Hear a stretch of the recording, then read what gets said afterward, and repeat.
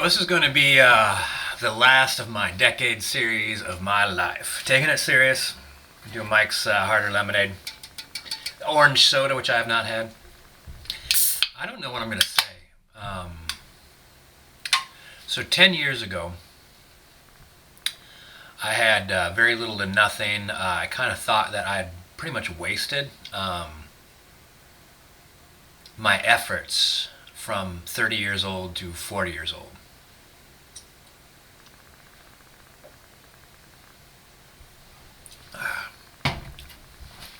That's pretty good.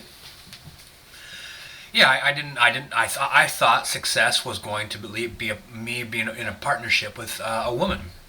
I thought like some sort of variation of the American dream. I'd kind of get married and kind of buy a house and kind of have vacations together and plan retirements together and grow old holding your hand kind of thing, um, as a way to attain my goals. I would find somebody with similar goals, but I hit this wall where I just realized that nothing like that. I didn't see anything in my life that said that was going to work for me. And so, 10 years ago, um, I just turned 48. 10 years ago, I walked off a job,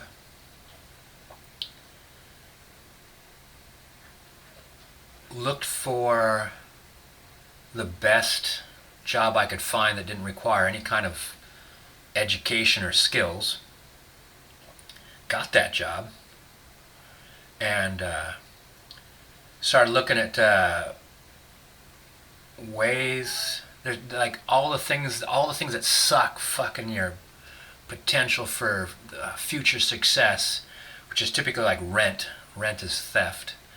Um, Rent's calculated based on an average income and a little bit more than.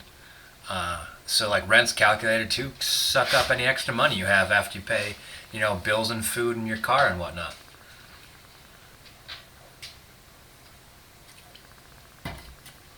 So I built the tiny house. I bought a 13-foot trailer for a little bit over $1,000, and every payday I would go buy lumber and start putting together the framework based off a shed, and also based off the idea of from Tiny Shacks, so website, book, YouTube, that is least amount of cuts as possible. Like don't cut any of the lumber.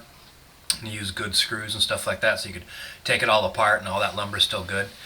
Um, and I built that on the street, on a dirt road dead end by my dad's house, figuring that I would find property to put that on, not realizing how ridiculous that dream was.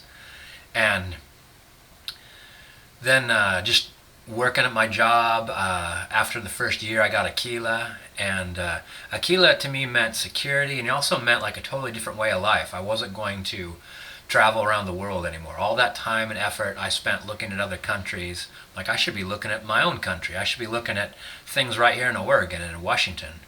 Um, I've never been to the Olympic Peninsula. I've never been to Crater Lake. I've never been to the Steens Mountains. Tons of stuff I haven't done. And so, basically, for the longest time, I worked part time, and every day I'd head out to the Delta with Aquila and walk for like 6 hours, which is once I got my tiny house together and money started coming in, and I started getting raises, um, and my life started improving. And I thought, you know what? Maybe this whole girlfriend thing, I might give it another try. So this was years into. Within like maybe within the second year of starting to turn my life around, or at least do it on my own.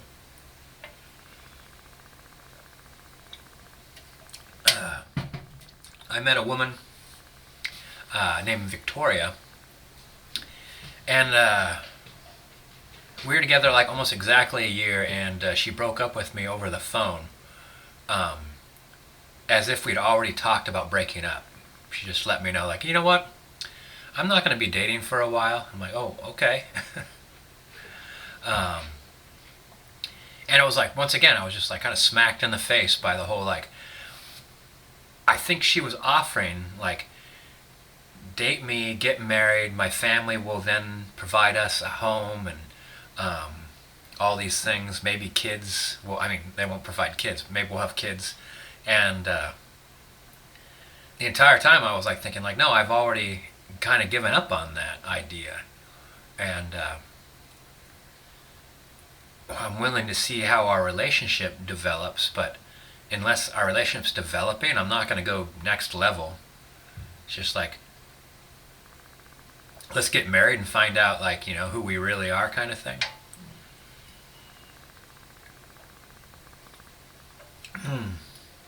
Plus, she was mean to Akila a couple times, and I didn't like that. So that just kind of vanished. And I'm like, all right, fuck it. I'm just gonna work. I'm just gonna like look after my dog, and she's gonna do fun stuff, which is, you know, basically like camping, like it was my job.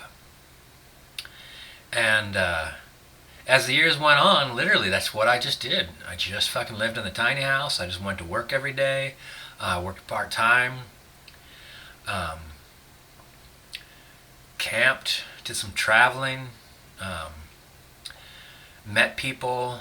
I got way more open to meeting people. I went from like complete hermit, year after year of really not hanging out with anybody. I went to the same bar for 6 or 7 years, and those people like just kind of gave up trying to get to know me. I liked them all. I was always polite to them. I always stopped and talked. I didn't try to, like, you know, be standoffish, except for one of them at one point in time had a few drinks after work and thought she'd come hang out with me.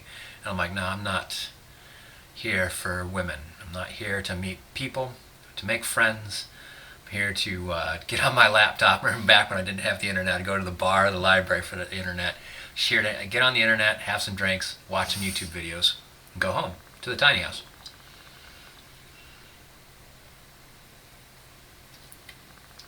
Year after year after year. It's just like I picked a lifestyle. I'm going to be hanging out with my dog. I'm going to be working. And I'll be making YouTube videos. And that was just it, year after year after year. Then Irma showed up, and I kind of thought, you know, maybe I'm ready again. Like, maybe I feel a little bit more established. And she's into the same things I'm into. And once again, it just didn't go anywhere. Like, once again, we're just like, just a never-ending date. You know, nothing, like, never developed into, let's make our dreams come true together. And I think she saw that before I did. And then, that's actually right after that, it's pretty much why I declared celibacy. I'm no longer going to pursue the ladies. I'm just going to work on me. And that was actually right about the time I went to a meeting at work, and my boss said that he appreciated that a single employee at the company made enough money to qualify for a home loan.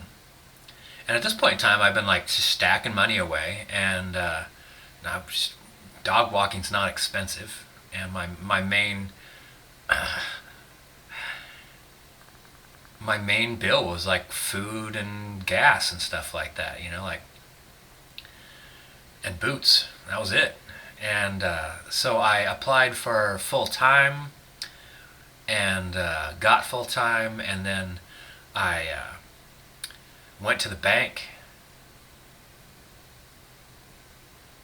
Actually, I transferred a huge amount of money out of U.S. Bank, those sons of bitches, to a credit union, and then went to the credit union, said I want to buy a house. Some friends at work hooked me up with a cool realtor.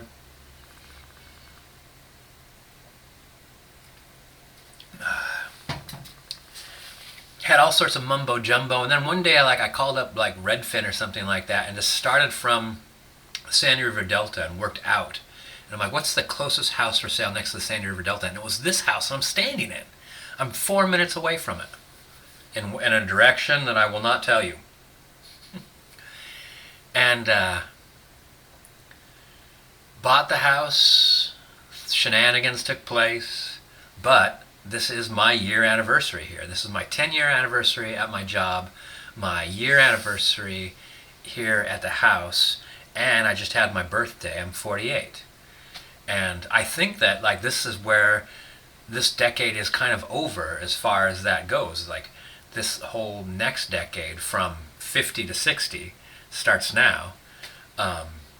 Because my life is completely different and my goals have changed, and I think I've learned my lesson, that the entire time, my entire life has been spent trying to learn the lesson that it's up to me to get the things I want and do that for myself. It was never going to be half of somebody else's job to attain my goals. It was my job all along, and I pretty much learned that about 10 years ago. And that's how long it took me. It took me like about 9 years to get to this point where I have my own home. Fucking just happy and proud, and at this point a little buzzed.